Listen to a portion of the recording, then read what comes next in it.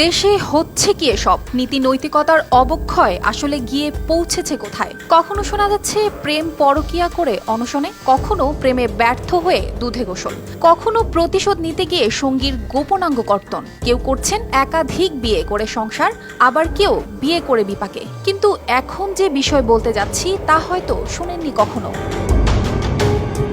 বন্ধুদের প্রতি বরাবরই প্রত্যেকটি মানুষের মনেই থাকে সফট একটা কর্নার, যার কারণে খাবার থেকে শুরু করে টাকা পয়সা জামা কাপড় সবই শেয়ার করে একে অন্যের সাথে।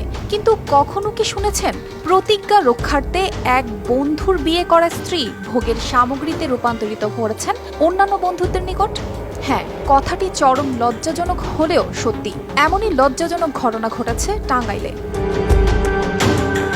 টাঙ্গাইলের এক নববধূ বাসর ঘরেই ধর্ষণের শিকার হলো স্বামীসহ ৩ বন্ধুর। প্রতিশ্রুতি ছিল এমন, ৩ বন্ধুর যে আগে বিয়ে করবে তার স্ত্রীর সাথে ৩ জনেই বাসর করবে। আর এমন স্বীকারোক্তি জনসম্মুখে ৩ বন্ধুর। নিজের স্ত্রীর সাথে এমন অমানবিক কাজ করার জন্য তাকে খাওয়ানো হয় অচেতন হওয়ার ঔষধ। এরপর একের পর এক পর্যায়ক্রমে চালানো হয় পাশবিক নির্যাতন। ধর্ষকরা এত কিছু করেও ক্ষান্ত হননি। নির্যাতন করার পর ওই নববধূর মাথার চুলও কেটে দেন এই উদ্দেশ্যে, যাতে ভবিষ্যতে তাদের এমন পাশবিক কর্মকাণ্ডে যেন সেই নারী বাধা না দেন এবং ৩ জনকেই স্বামী হিসেবে গ্রহণ করেন।